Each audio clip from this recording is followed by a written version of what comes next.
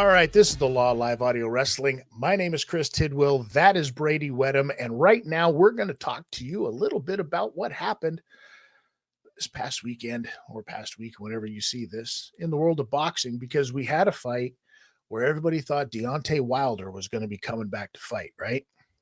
And well, he did come back to fight, but well, did he though? Did he though? Listen, okay, let's get it. All right. I don't know how you feel about it, but listen, Zhang is not, in my opinion, a bad fighter, but he is also not a top tier fighter. Oh, I disagree. It shows that there is not a lot of depth inside of the heavyweight division, in my opinion. Really, you think so? Okay, tell me why though. Why don't you think is it because of the last performance where he was sluggish and he barely kind of got out of the fight, or was this? Yeah, that's why. Yeah, and it's not like that was just been what his last performance was. That's what his performances have been. He's just a big dude with a big hand, and it seems like when you've got guys in there that are outweighing, like Deontay Wilder got outweighed by 45 pounds, something like that. Mm-hmm. Crazy, 45, 50 pounds, something like that. So, and also the fact that I honestly think Deontay Wilder's chin might be a little suspect at this point. But I think it's why I say it. This is why I say that, because I don't think that Zhang is the kind of guy, Zhang isn't the kind of guy who's going to be taking out, Anthony Joshua or anything like that. He's not going to be taking out Usyk. I can tell you that much right now. That's not going to happen. You know what I mean? But a guy like Deontay Wilder, who he got hit and spun to look like, why is this guy hitting me? And that was crazy. That's a nuts reaction. Like, he looked at the ref like he was mad at the ref for letting it happen. In his brain, I think he thought it was a foul. Like, he got hit behind the head because he kind of looked at the ref, but he got hit that hard. It was like getting hit by a dump truck. And this is where I feel like, are we not watching a nowadays, like a basically a Chinese George Foreman? Like, that's what I compare him to by the way that he swings his hands. And when he touches you, you're gone. I can see that. I can see what you're saying there. Yeah, absolutely. Yeah. He doesn't have a whole lot of technique, but he just has a buttload of power and throws lunch boxes at your head. He's always reminded me of George Foreman. Yeah. And it's not the look either. It's literally just the way that he moves and how he throws his hooks. And it seems to be that when he does touch you, it shuts everything off to the point where you're now arguing with the referee. So tell me, who's your top level guys in the heavyweight division? Francis Ngannou. Okay, that's not a real answer. No. But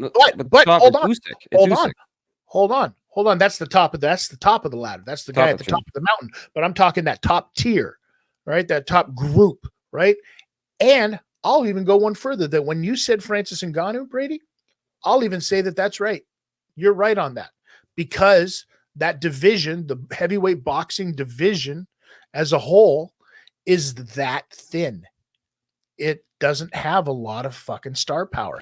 And you know as well as I do, the heavyweight division has always been like, that's the money in boxing. It is. You're right. It is the money. So why is that then? Why can't we get better heavyweights? I think it's just because I think the skill level of boxing when it comes to knockout power and guys knocking each other out, I think there's a lot less guys fighting in the heavyweight division and there's a lot better guys fighting in the heavyweight division, if that makes any sense. And I can explain both points. So one, I don't think there's as many people in the heavyweight division that are being predominantly shown and focused as there was even just in the 80s and the early 90s. I think the sport was hot, so you find more people that attract to it and they want to go to gyms. Like, boxing gyms were full back then.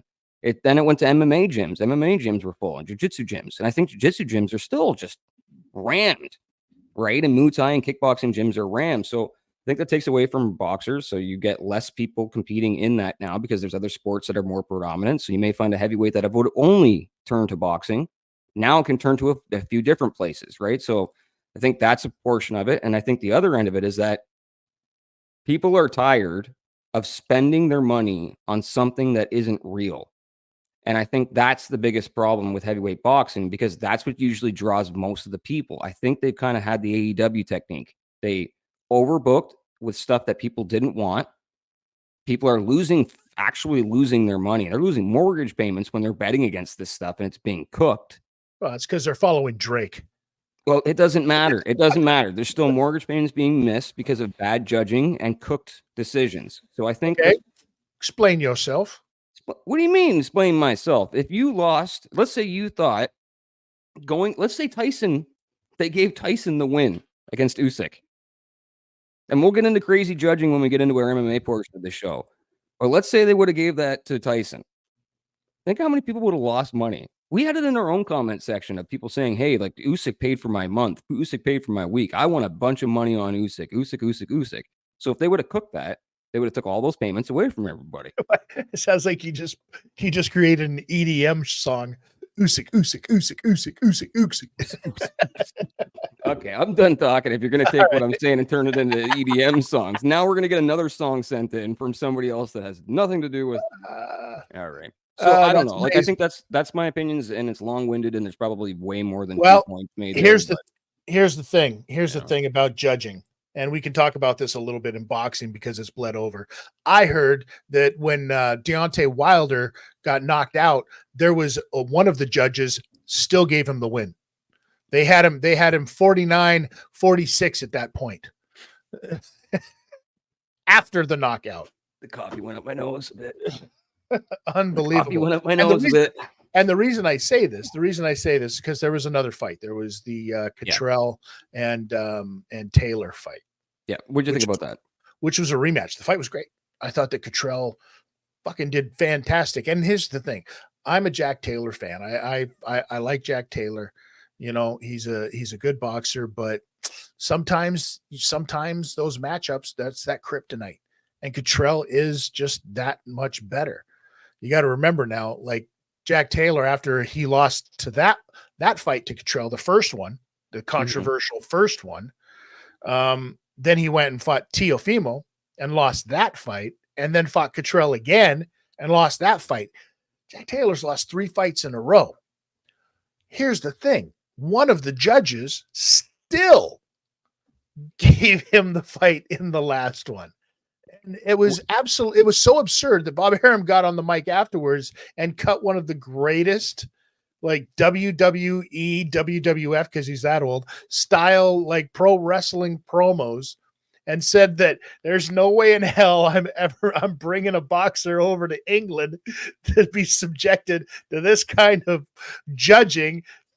Dropped the mic basically and just boop, bolted. It was like, whoa, we just had a run in.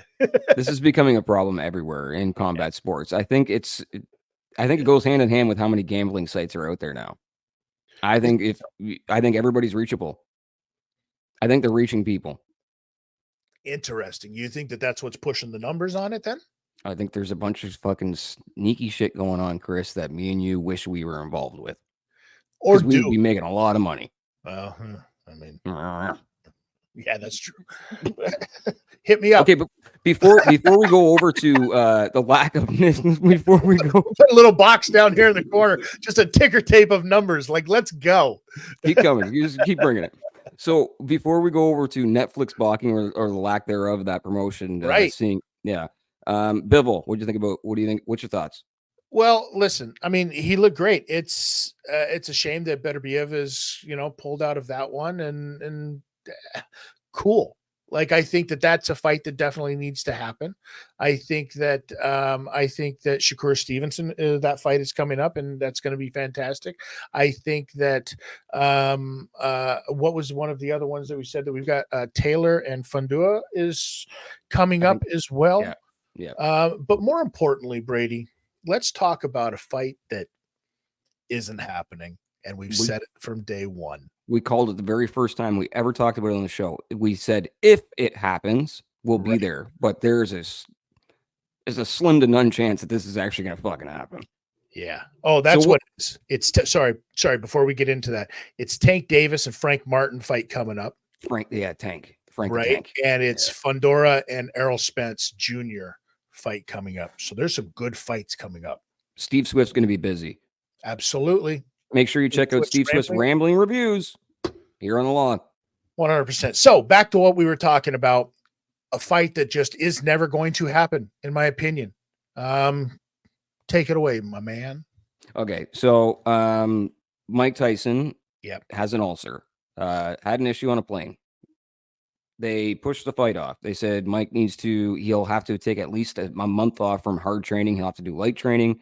So there's no way he'd be ready for the fight here in July. So they've moved the fight up apparently to October, to November. They're going to announce the date very soon.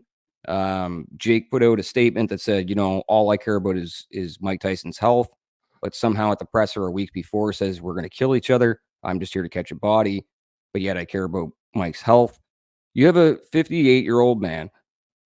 And it's not just a regular 58-year-old man. It's a 58-year-old Mike Tyson, which is still a guy that you would never want to have a confrontation with, whether it's verbal or physical. It's just intimidating.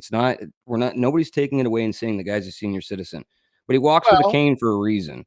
Well, you might want to have that confrontation if you have it written in a contract that says that he's not allowed to do certain things. Okay, we're getting ahead of ourselves. So, but you are right, and this is where I was leading. We said it on the show when it was first announced that there's going to be contract stipulations. We said it and that's when we thought it was an exhibition. Then when they moved it over to a pro fight, myself and you had a conversation on air and off air, which was exactly the same thing. Which like, holy shit, maybe now we're going to see a murder on Netflix here. And by the time they got to the press conference, something seemed off. And I felt like, you know what? I think they already knew. There's no way Mike Tyson is making his way into this fight. So, and I think that that's a good idea because of what you just said when it comes to paperwork. So, although this is a pro fight, how does this legally make any sense? If it's a pro fight and this makes me so fucking mad to even get to say it out loud. If this is a pro fight, how could you because it's been rumored now. Is it a rumor or is it officially came out? It's an official rumor. It's an official rumor that Mike Tyson had in his contract that if he knocked out Jake Paul, he would be paid less money. It's not saying don't knock him out. It's saying if you knock him out, there's a penalty. Yeah. How is that legal, Chris?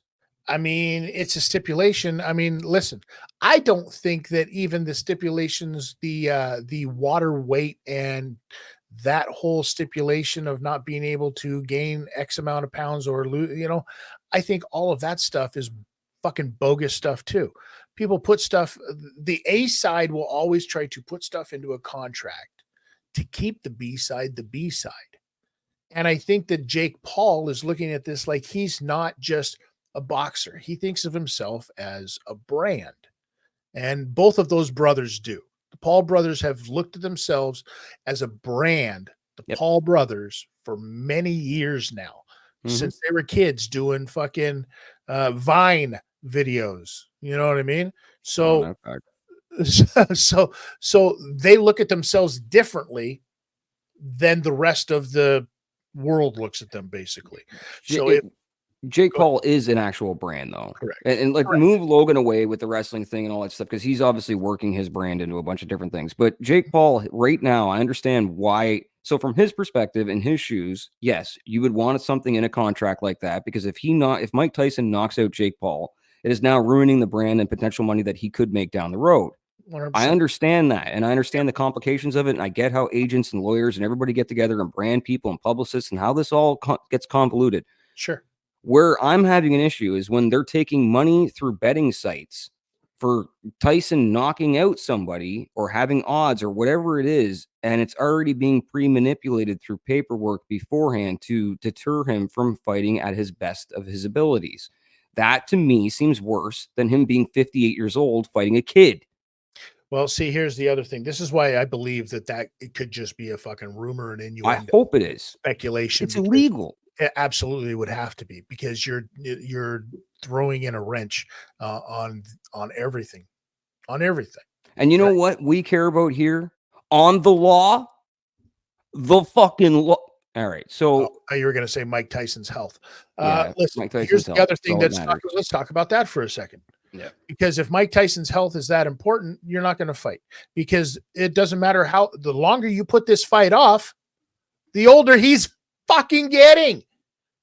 Now, here's the problem that I also hear about this is that Netflix wants this to be their foray into boxing. They want this to be the first one that they're doing for boxing. They want Mike Tyson on that fucking first one. Netflix is going to be responsible for killing Mike Tyson. I've worked with Netflix Canada previously, direct with the owner's son. Very nice gentlemen. Very nice gentlemen. If Netflix, if you're listening as a corporation right now, and you're not, sponsor, but if you can hear me, yes, sponsor us. And then I'm going to tell you something very important that I think will save you millions upon billions of dollars. And if this was a factory and I could show you how to save that money a year, you'd be giving me a raise.